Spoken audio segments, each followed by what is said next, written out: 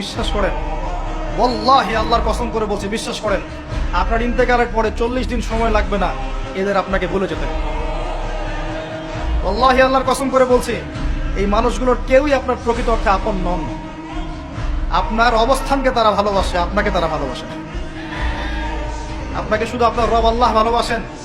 আপনি তার উপর তাওয়াক্কুল করে হারাম ছেড়ে দেন, আপনাকে আল্লাহ বেহিসাব রিজিক দেবে ইনশাআল্লাহ তাআলা। মানুষ মানুষের অবস্থানকে মূল্যায়ন করে, আপনার পরে তারা আপনাকে মনে রাখবে না। আপনি আমি যদি আজকে পৃথিবীতে নাও থাকতাম, আজকে যদি আমরা পৃথিবীতে নাও থাকতাম, পৃথিবীর ঘূর্ণন কমে যেত না।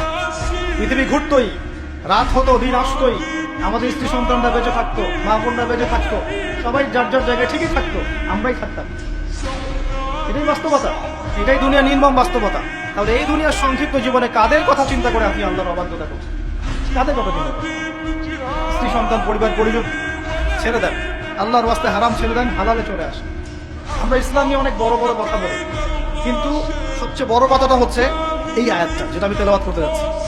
ইয়া আইয়ুহাল্লাযীনা আমানু, হে মুমিনগণ, আলাইকুম আনফুসাকুম, তোমরা নিজের আগে নিজেদের নফসটাকে ঠিক করো।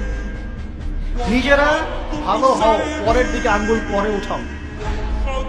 নিজেরা ঠিক হও, নিজে আগে জ্ঞান অর্জন করি, নিজে আগে আমল করি, নিজে আগে হালাল খাই, নিজে পরিবার ঠিক করি, নিজে আমি দিন ইসলামের জন্য ক্ষুদ্র পরিসরে কিছু করার চেষ্টা করি, অন্যের ভুলের দিকে আঙ্গুল পরে উঠাই।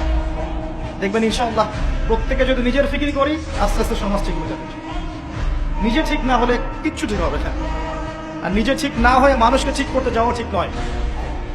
একটা বাতি যখন জ্বলবে, একটা বাতি থেকে আরো অনেক বাতি জ্বলবে ইনশাআল্লাহ। আল্লাহ পাক আমাদের সবাইকে হালাল রিজিক অন্বেষণ করার তৌফিক এনায়েত করুন। আমি যাদের হালাল রিজিকের সমস্যা আছে, আল্লাহ পাক যেন বেহিসাব রিজিকের ব্যবস্থা করে দেন। আমি আপনার আমার সম্পদ সুদের মধ্য দিয়ে লুটে নেওয়া হয়েছে, সম্পদ পেপার মানির মধ্য দিয়েও সাক করা হয়েছে। পৃথিবীর একটা অংশ দিন দিন ধনী হয়েছে, আর একটা অংশ ডে বাই ডে প্রপার্টি ডিস্ট্রিবিউশনের মধ্যে চলে গেছে।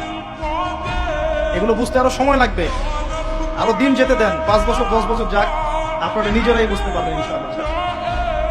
বিষয়টা হচ্ছে যে এগুলো ভবিষ্যৎবাণী নয়, এগুলো বর্তমান। যখন মানুষ বাহ্যিক এবং অভ্যন্তরীণ জ্ঞান রাখবে না, তার কাছে বর্তমানের ঘটনাকে ভবিষ্যৎ মনে হবে। বর্তমান সম্পর্কে মানুষ যখন ওয়াকেফাল থাকবে না, গাফেল থাকবে, বিশ্বে কি হচ্ছে, কি চলছে, জিওপলিটিক্সে কি চলছে, মিলিটারি সেকশনে কি চলছে, ইকোনমিক্সে কি চলছে, এই ফিতনাগুলোর মধ্যে, তখন মানুষের কাছে মনে হবে এগুলো হয়তো ভবিষ্যৎবাণী। আসলে এগুলো ভবিষ্যৎবাণী নয়, এগুলো সবই বর্তমান। বর্তমান সম্পর্কে আপনি অজ্ঞ বলেই বা আপনি জ্ঞান অর্জন করার ফিকির নেই বলেই আপনার কাছে এগুলোকে ভবিষ্যৎবাণী মনে হচ্ছে। আপনি দুই চোখ খোলেন, খিদিরের মতো হন আলাইহিস সালাম, আপনি দেখবেন সবকিছু আপনার কাছে স্পষ্ট হয়ে যাবে।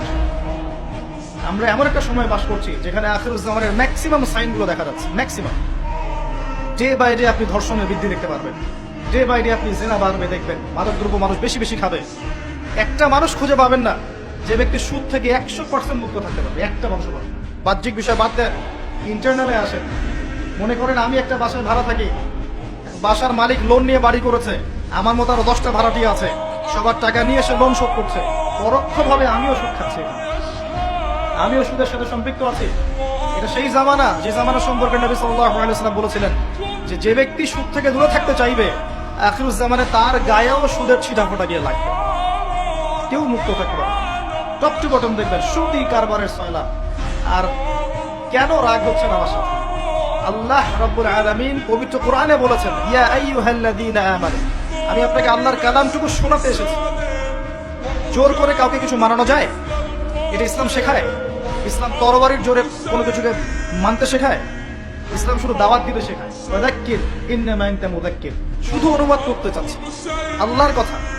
যে কোনো আলেমের কাছে গিয়ে অনুবাদের সত্যতা যাচাই করে নিয়ে আল্লাহ বলছেন, ইয়া আইয়ুহাল্লাযীনা আমানু, হে মুমিনগণ, ইত্তাকুল্লাহ, তোমরা আল্লাহকে ভয় করো। ওয়া যারু মা বাকিয়া মিনার রিবা, সুদগুলো ছেড়ে দাও, সুদের অবশিষ্ট অংশগুলো ছেড়ে দাও। ইন কুনতুম মুমিনিন, যদি প্রকৃত অর্থে মুমিন হয়ে থাকো। ওয়া ইন লাম তাফআলু, যদি তোমরা এই কাজটা না করো, অর্থাৎ সুদ না ছেড়ে দাও। ওয়া ইন লাম তাফআলু, যদি তোমরা সুদ না ছাড়ো, কে বলছেন? ফাযযানু বিহারবিন মিনাল্লাহি ওয়া রাসূলিহি, তাহলে আল্লাহ এবং তার রাসূলের সাথে যুদ্ধের ঘোষণা শুরু করো। Path is yours, the road is yours, রাস্তা আপনার, পথ আপনার। চুজ ইউর পথ, আপনি আপনার রাস্তা সিলেক্ট করেন। আপনি আল্লাহর সাথে যুদ্ধ করবেন, তার নবীর সাথে যুদ্ধ করবেন, নাকি এগুলো ছেড়ে দিয়ে আল্লাহওয়ালা হবেন? আপনার চিন্তা। কে আপনাকে বাধ্য করবে? কেউ নেই বাধ্য করবে, কেউ বাধ্য করবেন আপনাকে। এটা আপনি ফিকির করবেন সারা জীবন যে হারাম রিজিকটা আপনি খাচ্ছেন, এইটা দিয়ে কি আপনার হজটা কবুল হবে কিনা, এটা দিয়ে আপনার উমরাটা কবুল হবে কিনা, এই টাকায় যখন সন্তান সন্ততি বড় হবে এরাও আল্লাহওয়ালা হবে কিনা আপনি ফিকির করেন। আপনি চিন্তা করেন যে নবী মুহাম্মদ সাল্লাল্লাহু আলাইহি ওয়াসাল্লাম জিনা শব্দটা মুখ থেকে বলতেও লজ্জা পেতেন, জানেন? আমাদের নবীজি জিনা শব্দটা মুখ দিয়ে বলতেও লজ্জা পেতেন। একজন সাহাবী এসেছেন, এসে বলেছেন যে আমি অন্যায় করেছি ইয়া রাসূলুল্লাহ, আমি অন্যায় করেছি ইয়া রাসূলুল্লাহ, আমাকে পবিত্র করুন, দুনিয়াতে আমাকে শাস্তি দিয়ে দিন, পরকালে আমাকে কোনো শাস্তি দিয়েন না। নবীজি মুখ ফিরিয়ে নেন, একবার ডানে একবার বামে মুখ ফিরিয়ে নেন, তার কথা যেন তিনি শুনছেন না। বলছেন বাসায় যাও, বাসায় গিয়ে ক্ষমা চাও, আল্লাহ মাফ করে দিবেন। কিন্তু সেই ব্যক্তি নাছোড়বান্দা, না আমাকে পবিত্র করেন, আমি অন্যায় করেছি, হুদুদ কায়েম করেন। তখন নবীজি বাধ্য হয়ে বলছেন আবিকা মাজনুন, তুমি কি পাগল? তখন সেই ব্যক্তি বলছে না ইয়া রাসূলুল্লাহ, আমি পাগল নই, আমি অন্যায় করেছি, আমাকে পবিত্র করেন। কি তাড়না, যাতে আল্লাহর কাছে তাকে পরকালে শাস্তি পেতে না হয়, দুনিয়াতে শাস্তি দিয়ে দেন। কি তাড়না! এরকম মানুষ আছে এখন? চিন্তা করেন। তখন নবীজি বলছেন, এই কথাটা শুনে নবী সাল্লাল্লাহু আলাইহি ওয়াসাল্লাম বলছেন, তুমি কি করেছো? তুমি কি এমন কাজ করেছো? লিসেন, তুমি কি এমন কাজ করেছো? সুরমা দানি থেকে সুরমা বের করার সময় আমরা যেভাবে বের করি, তুমি কি এমন কিছু করেছো?